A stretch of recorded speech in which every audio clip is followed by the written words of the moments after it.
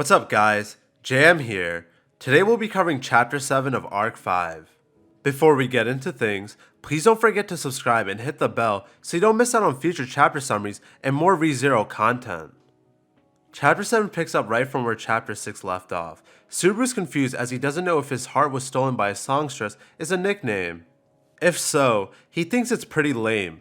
Anastasia, laughing, tells Subaru he is correct that it does sound more like a nickname than a title, although that is what Kiritaka claims. Subaru is still confused as he doesn't know the meaning of the phrase. Anastasia breaks it down for him. His heart was stolen by a woman, and he proudly and publicly announces it. Doesn't that remind you of what happened during the royal selection in the capital? Subaru's not pleased by the low blow Anastasia dealt him and changes the topic. I see what you mean though. Although I regret to admit it, I can actually relate. Then, what is he like? Anastasia is happy to answer Subaru's question and explains that Kiritaka is a very responsible and capable businessman. Otto backs Anastasia up and adds that Kiritaka is famous and well known for his skill with magical ore. Otto continues by mentioning that Amelia needed pure magical stones from a professional supplier, and they had sent an inquiry to the Muse Company. Unfortunately, they were denied and the Muse Company was not open to negotiation. This might explain how Anastasia knew about Puck's disappearance. Anastasia is heavily involved with the Kararagi merchant network. She most likely was informed by a fellow merchant and seized the opportunity to lure the Amelia faction to Pristella. Otto looks at Anastasia and wonders how and why she secured aid from the Muse Company. Anastasia smiles and says, "Perhaps it's a matter of trust, maybe it is a matter of sincerity. Whatever the case, one side must be willing to approach the other in order to establish a working relationship. Don't you agree?" Otto, realizing that Anastasia isn't falling for his bait, gives up on trying and changes the topic. First of all, do they actually have the rare magical stone we're looking for? Anastasia, slightly annoyed by Otto's questioning, tells him that she understands his concerns and mentions that Otto would know if she was lying. Otto sighs, then asks if there's any conditions they should be aware of and if it's okay for them to negotiate with Kiritaka. Amelia, nervous about being caught in the crossfire of the two merchants, raises her hand to speak. Is it okay if I ask something?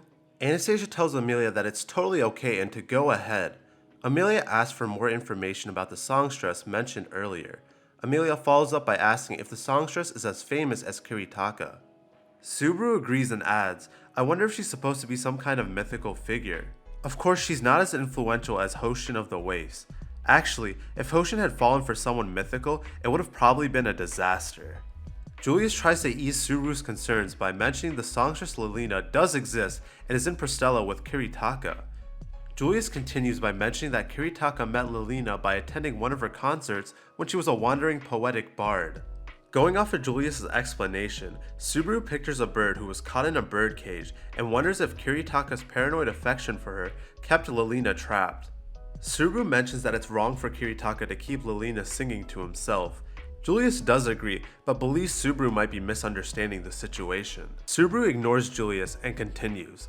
"My opinion of this Kiritaka guy just lowered somewhat. Will this negotiation really be fine? It's hard to imagine communicating with someone like that, and that he is not looking forward to showing Amelia to such a person." Julius tells Subaru that he shouldn't be worried about Kiritaka meeting Amelia, then stops as he's unsure of how to explain the rest to Subaru. Julius sighs and picks up from where he left off. "It might be best not to bring Beatrice with you." Subaru is angered and demands to know why that is. Julius and Anastasia look at each other, then Anastasia mentions that she and Kiritaka are on good terms and has spoken enough with them to imagine what would happen. Subaru jumps to conclusions and asks if Kiritaka is a lolicon. Julius tells Subaru that it's an unconfirmed rumor. Subaru is annoyed as he mutters under his breath, "More annoying lolicons, as if Clint weren't enough trouble." Subaru recalls how weird Clint was and can't believe he has to deal with another lolicon. "Subaru, watch out bro, don't fist bump either one of them, for your sake and mine." Subaru blurts out that Beatrice is a versatile lolly that would accommodate the taste of Clint and Kiritaka. Beatrice calls Subaru out. While she did not understand everything he just said, it sounded like a rude remark. Subaru calls her an idiot as he's very worried about her. Beatrice is thrown off guard and begins giggling while holding onto him tightly. Amelia, breaking the silence, asks, "So, does he like short people?" Anastasia sighs and starts explaining. Such an innocent response.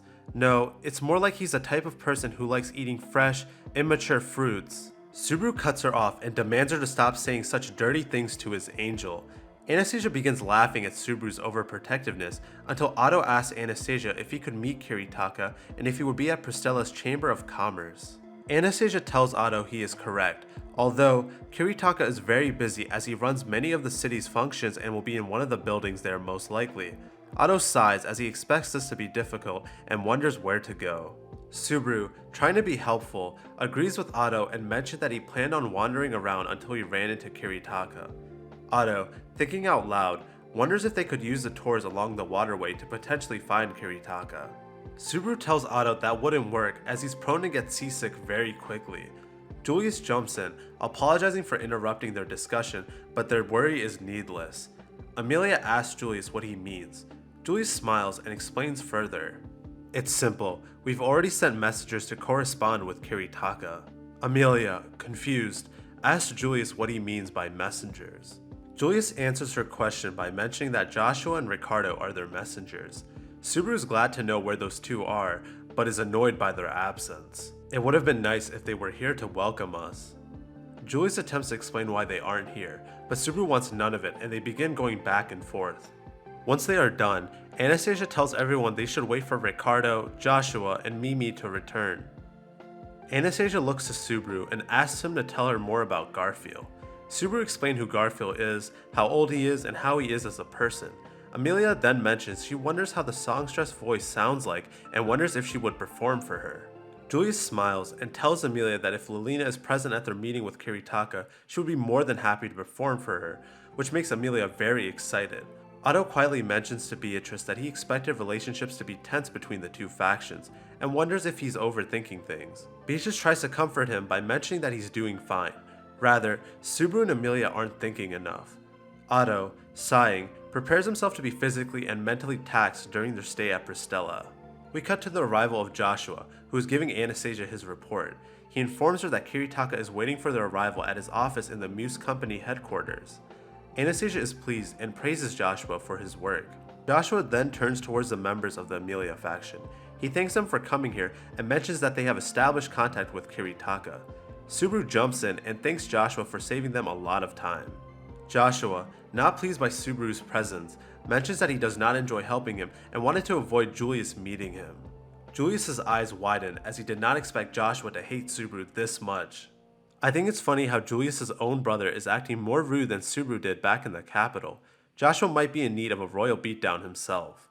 Julius scolds Joshua by telling him not to be rude to Subaru or other members of the Amelia faction as they are their guests, and to not hurt Anastasia's reputation as well. Joshua, still a tier 3 simp for his brother, apologizes immediately to Julius for his actions. Julius apologizes to Subaru on his brother's behalf and mentions that it's not like his brother to act this way. Amelia thanks Anastasia for helping them contact Kiritaka and asks if they can consider the inn as a place to stay at. Anastasia smiles and tells him to feel free to do so and to look forward to dinner here. Amelia and Subaru get up to leave for the ship that Joshua had prepared for them. As they're leaving for the inn, Subaru hears a loud voice calling him. He turns to the direction of the voice, only to be greeted by an exhausted Garfield. Garfield is relieved that he found them, thanks to a certain dog-faced guy's help. Subaru teases Garfield by asking if Ricardo had interrupted his sweet date with Mimi. Garfield was angry and recalled that as soon as Mimi had dragged him away, 2 kittens like her attacked him.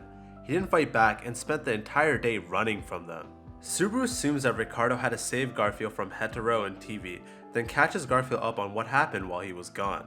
Once that was done, the Amelia faction boarded the ship prepared for them and made their way to the Muse Company headquarters. Amelia, who had lived a pretty sheltered life, was excited to be crossing water on a ship for the first time. Subaru smiles and mentions that it feels different than crossing the sea. Subaru had to explain to Amelia what a sea is, as the ReZero world doesn't have any seas or oceans. Then Subaru notices that the current is flowing against the direction of their boat. Subaru's confused as to why this is. Amelia giggles and says she knows the answer to that, then points towards the great stone towers on the city walls. There were 4 towers, the north, south, west, and east towers. Amelia explains further that the towers control the flow of the water in the town and the big floodgates while being powered by a magical water stone. Subaru is impressed after hearing Amelia's explanation and realizes he has a lot to learn about the city, including its laws. Subaru asks Amelia if the laws here are closely related to the operation of the city. Amelia is slightly confused by Subaru's question and says, "Is this about Kiritaka? Like I said, I wonder what kind of a person he is. It would be great if he gave us a magical ore upon hearing our story." Amelia begins touching her pendant as she hopes that Kiritaka will give her the opportunity to be reunited with Puck again. While Subaru was listening to Amelia, he put his hands on his chin, closed his eyes, and began swaying his head along the movement of the boat. Subaru whispers something. Beatrice, who was next to him, loudly says, "I didn't catch what you said just now, I suppose." Everyone on the boat stares at Subaru. Subaru smiles and says, "Crap, I'm gonna puke." At that moment, a fuss was created, and that sums up Chapter 7 of Arc 5. This was a pretty short chapter, and not much really happened. We're still in the early stages of Arc 5. I'm sure once Tappei gets a Subaru body count rolling, things will pick up for sure. I can't wait to see what plot twists await us. We learned more about Kiritaka, and we got a name for the Songstress. Her name is Liliana. We also found out that Clint and Kiritaka are similar, according to Subaru. I'm not gonna lie, I'm personally not too fond of Clint and Kiritaka myself so far. I would rather have more screen time be given to more interesting and complex characters, such as Reinhardt, Al, Priscilla, and many more. I thought it was pretty funny that Julius had to check Joshua in front of everyone. He had it coming for a while now. I wonder if Kiritaka will end up giving Amelia the spellstone she seeks. If so, that means we could be seeing Puck very soon. Although, knowing Subaru and Amelia, they're going to mess things up and end up not getting the spellstone as a result. I can't help but feel bad for Otto. Finally, I'm glad that all of the Anastasia faction is here in Pristella. It would have been a letdown if Joshua and Ricardo were in another area after they both had little screen time. I hope by the end of this arc, we have learned a lot more about the Anastasia faction at the very least. Let me know if you guys have any theories, predictions, or overall thoughts about the chapter or going forward in the comment section down below. I'll be reading all of the comments, then responding to and discussing 3 to 4 comments in the next video. Alright, now to get into 3 comments of the last video's comment section. The first one comes in from Pepsi Man. They wrote, "Have you considered starting a series based on the what ifs or some of the more newer content, or even prediction theory videos or a series? Do you have any plans for covering other anime?" Pepsi Man approved. Thank you for your approval, Pepsi Man. I plan on covering all of the ReZero what ifs and newer content in the future. ReZero 3 prediction videos will be coming as well.